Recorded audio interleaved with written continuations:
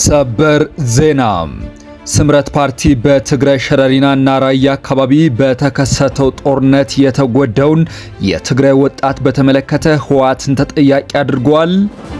በትንታኔ የምነግራችሁ ይሆናል። እስራኤል የፍልስጤምን ጉዳይ ከዓለም አጀንዳ እንዲፋቅ እየሰራች ነው አሉ የቱርኩ ፕሬዚደንት ረሲብ ጣይብ ኤርዶጋን። የኢራን የውጭ ጉዳይ ሚኒስቴር አባስ አራግቺም ፈረንሳይ ስለ ሰብአዊ መብት ዓለምን ማስተማሯን ማቆም አለባት ሲሉ አሳስበዋል። ሙሉ ንግግራቸው ተሰናድቷል፣ ተሰሙታላችሁ።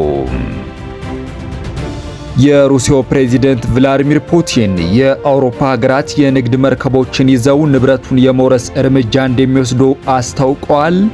ዝርዝር ተይዞበታል። የእስራኤል የስለላ ድርጅት ሞሳድ የቀድሞ አዛዥ ዮሲ ኮህን ኢራን በተፈጸመባት ተከታታይ ጥቃት ምክንያት የኒውክሌር ቦምብ የመስራት አቅሟ መዳከሙን ተናግረዋል። በዝርዝር የማስደምጣችሁ ይሆናል። ጤና ይስጥልኝ የተወደዳችሁና የተከበራችሁ የቻናሌ ቤተሰቦች፣ እስከ መጨረሻው ድረስ አብራችሁኝ ስትቆዩ እነዚህንና ሌሎችንም ሰበር መረጃዎች በትንታኔ የምትሰሙ ይሆናል። ቪዲዮ ላይክ፣ የዩቲዩብ ቻናሌን ሰብስክራይብ አድርጋችሁ እንድትጀምሩ እየጋበዝኩ ወደ ዝርዝር ዜናዎች አልፋለሁ። በቀዳሚነት ስምረት ፓርቲ በሸረሪና ለሞቱ ወጣቶች ተጠያቂው ህወሓት ነው ሲል ከሰሰ። ስምረት ፓርቲ በትግራይ ሸረሪናና ራያ አካባቢ በተከሰተው ጦርነት የተጎዳውን የትግራይ ወጣት በተመለከተ ህወሓትን ተጠያቂ አድርገዋል። ፓርቲው ነሐሴ 6 ቀን 2018 ዓመተ ምህረት ባወጣው መግለጫ በትግራይ የሚንቀሳቀሰው ህወሓት ከግደፍና ከሌሎች ጸረ ሰላም ኃይሎች ድጋፍ አገኛለሁ በሚል የተሳሳተ ስሌት በሸረሪናና በራያ ጦርነት መክፈቱን ገልጿል። በዚህም በተከሰተው የአጸፋ ምላሽ ህይወታቸውን ላጡ የትግራይ ወጣቶች ህወሓት ተጠያቂ እንዲሆን ፓርቲው ጠይቋል። በተጨማሪም የትግራይ ህዝብና ወጣቶች ለጥቂት ግለሰቦች የስልጣን ፍላጎት ሲባል የጦርነት ሰለባ መሆናቸው እንዲያበቃና ተጠያቂዎችም በህግ እንዲጠየቁ አሳስበዋል። ኢራን የኒውክሌር ቦምብ ለመስራት ረጅም ጊዜ ያስፈልጋታል ሲሉ የሞሳድ የቀድሞ አዛዥ ተናገሩ። የእስራኤል የስለላ ድርጅት ሞሳድ የቀድሞ አዛዥ ዮሲ ኮህን ኢራን በተፈጸመባት ተከታታይ ጥቃት ምክንያት የኒውክሌር ቦምብ የመስራት አቅሟ መዳከሙን ተናግረዋል። ባለስልጣኑ የእስራኤል የስለላ ድርጅት ፎርዶ የተባለው የኢራን ከመሬት በታች የሚገኝ የኒውክሌር ተቋም ላይ በቅርበት ባደረገው ክትትል ከፍተኛ ጉዳት ስለደረሰበት መልሶ ለመገንባት ረጅም ጊዜ ያስፈልጋታል ብለዋል። አሜሪካ በተቋሙ ላይ ያደረሰችውን ጉዳት ሲያልሙት የነበረው ህልም ስኬት ነው ሲሉ የገለጹት ቢሆንም ይህንን ሲሉ ምን ማለታቸው እንደሆነ ግን ማብራሪያ አልሰጡም። የቀድሞ የሞሳድ አዛዥ ተቋማቸው ኢራን ለዓመታት ከመሬት በታች ስትገነባው የቆየውን ፎርዶ የኒውክሌር ተቋምን በቅርበትና በዝርዝር ሲከታተለው እንደቆየ ማክሰኞ ዕለት በተደረገ ስብሰባ ላይ ተናግረዋል። ጨምሮም ኢራን 60 በመቶ የዳበረ ዩራኒየም አዘጋጅታለች በማለት ምንም እንኳን ንጥረ ነገሩ በከፍተኛ ደረጃ የዳበረ ቢሆንም የኒውክሌር ጦር መሳሪያ እንዲኖራት ያስችላል ማለት ግን አይደለም ብለዋል። 60 በመቶ ዩራኒየም ማዳበር ማለት ቦምቡን ለመስራት ገና ብዙ ርቀት መጓዝ የሚያስፈልገው ነውም ብለዋል። አሜሪካ ፎርዶ የተባለውን ከተራሮች በታች የሚገኝ የኒውክሌር ተቋምን በልዩና ከባድ ቦምብ የደበደበችው ባለፈው ዓመት ሰኔ ወር ላይ በፈጸመችው ጥቃት ነበር። ይህ በእንዲሁ እንዳለ የኢራን የውጭ ጉዳይ ሚኒስትር አባስ አራግቺ ፈረንሳይ ስለ ሰብአዊ መብት ዓለምን ማስተማሯን እንድታቆም አሳሰቡ። የኢራን የውጭ ጉዳይ ሚኒስትር አባስ አራግቺ ፈረንሳይ ስለ ሰብአዊ መብትና ስለ ዓለም አቀፍ ሕግ ዓለምን ማስተማሯንና መምከሯን እንድታቆም መጠየቃቸውን ብሪክስ ኒውስ ዘግቧል። ሚኒስትሩ አክለውም በፈረንሳይ በኩል የሚታየው ግብዝነት ግልጽና አሳታፊ ነው ሲሉ ጠንካራ ተቃውሟቸውን ገልጸዋል። የኢራን የውጭ ጉዳይ ሚኒስትር ፈረንሳይ በዓለም አቀፍ መድረኮች የምታሰመው የሰብአዊ መብትና የህግ የበላይነት ጥሪ ከራሷ ከራሷ ድርጊት ጋር የሚቃረንና ድብቅ ፍላጎቷን የሚያንጸባርቅ ግብዝነት ነው ብለዋል። መግለጫው የፈረንሳይና ሌሎች የምዕራብ ሀገራት በኢራን ላይ በሚያሳድሩት ዲፕሎማሲያዊና ፖለቲካዊ ጫና እንዲሁም በሰብአዊ መብት ስም በሚሰጧቸው መግለጫዎች ላይ የተሰጠ አጣዳፊ ምላሽ ነው።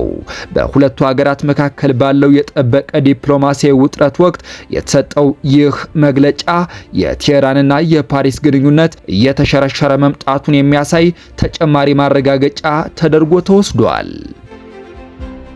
እስራኤል የፍልስጤምን ጉዳይ ከዓለም አጀንዳ እንዲፋቅ እየሰራች ነው አሉ የቱርኩ ፕሬዚደንት ረሲብ ጣይብ ኤርዶጋን። ኤርዶጋን እስራኤል በክልሉ የሚካሄዱ ግጭቶችን በመጠቀም የፍልስጤምን ጉዳይ ከዓለም አጀንዳ ለማስወገድ እየሞከረች ነው ሲሉ መክሰሳቸውን አልጀዚራ ዘግቧል። ኤርዶጋን ይህን የተናገሩት በዛሬው ዕለት ሲሆን የፍልስጤም ጉዳይን ለማጥፋት የሚደረገው ሙከራ በተቃራኒው ጉዳዩን በሰዎች ልብ ውስጥ የበለጠ እንደሚያሳድግ ገልጸዋል። የፍልስጤምን ጉዳይ ለማጥፋት በሞከሩ ቁጥር ይህ ጉዳይ በሰዎች ልብ ውስጥ የበለጠ ይጠነክራል ሲሉ ኤርዶጋን ተናግረዋል። ኤርዶጋን በተጨማሪም ቱርክ የፍልስጤም መንግስት እንዲመሰረት የምታደርገውን ድጋፍ እንደምትቀጥል አረጋግጠዋል። ይህ ንግግር የተሰማው በእስራኤልና ቱርክ መካከል በፍልስጤም ጉዳይ ላይ ያለው የፖለቲካ ግጭት እየተባባሰ ባለበት ወቅት መሆኑ ቀጣዩ ጦርነት ከቱርክ ጋር ነው የሚለውን ግምት የሚያሰፋ ሆኗል።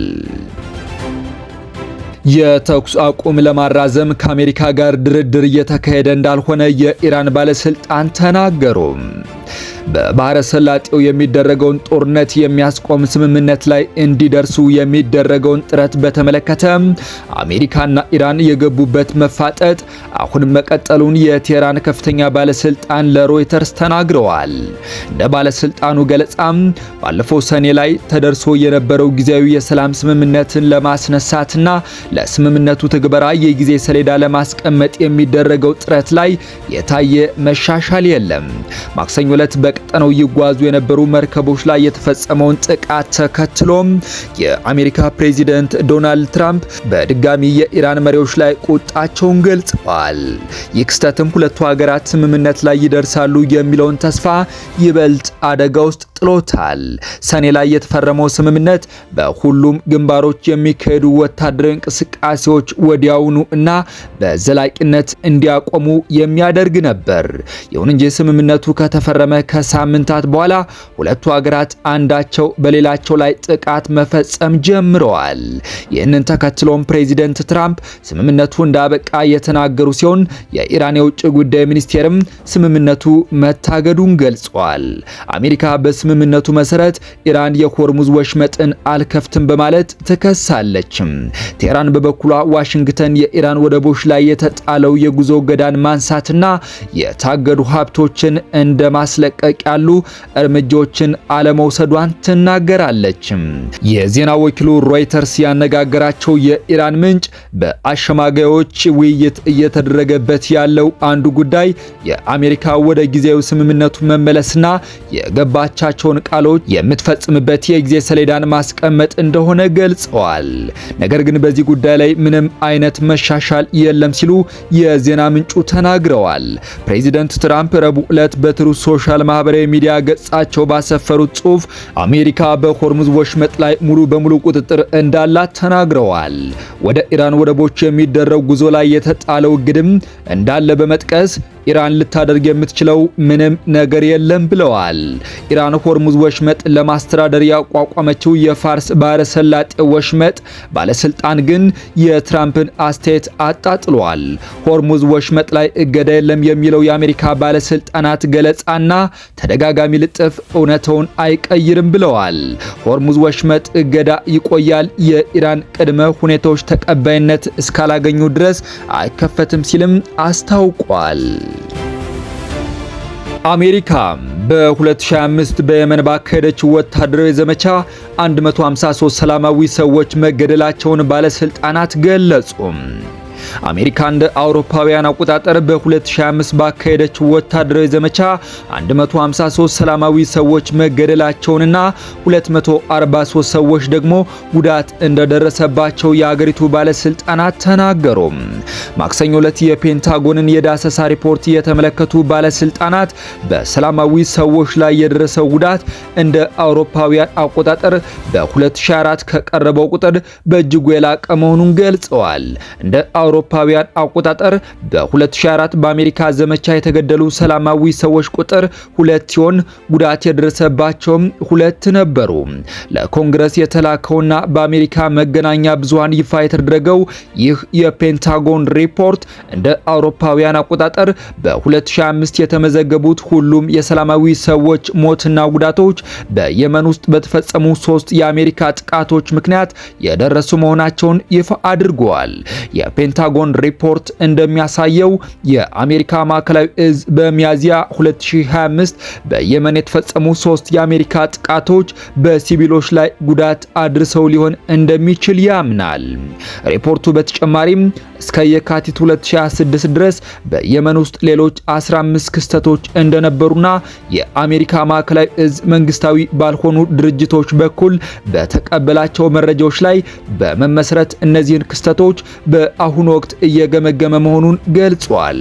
የአሜሪካ መከላከያ የጥቃቱ ዓላማ በኢራን የሚደገፉትን የሁቲ ታጣቂዎች አቅም ማዳከም ነው ብለዋል። የፔንታገን ሪፖርት በካሪቢያንና በምስራቃዊ ፓሲፊክ የፈጸማቸው ጥቃቶች ያደረሱት ጉዳት ምን ያህል እንደሆነ ግን አልጠቀሰም። አሜሪካ ሚያዝያ 20 2017 ዓ.ም በፈጸመችውና ኢትዮጵያውያንን ጨምሮ በርካታ ስደተኞች በተገደሉበት የየመን ስደተኞች ማቆያ 68 ሰዎች መገደላቸውንና 47 ሰዎች መቁሰላቸውን በሁቲ የሚተዳደረው የሀገር ውስጥ ጉዳይ ሚኒስቴር ገልጾ ነበር። ፕሬዚደንት ፑቲን የአውሮፓ መርከቦችን እንደሚወርሱ አስጠነቀቁም።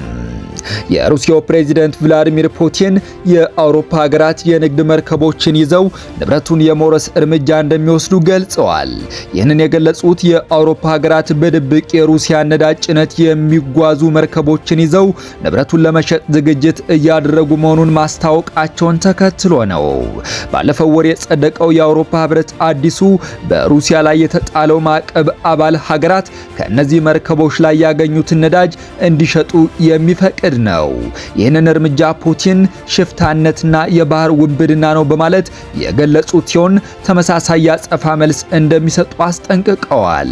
ጨምረውም እኛም አስፈላጊና ተገቢ ነው በምናምንበት ቦታ ላይ ተመሳሳይ እርምጃ እንወስዳለን በማለት መግለጻቸው ተዘግቧል።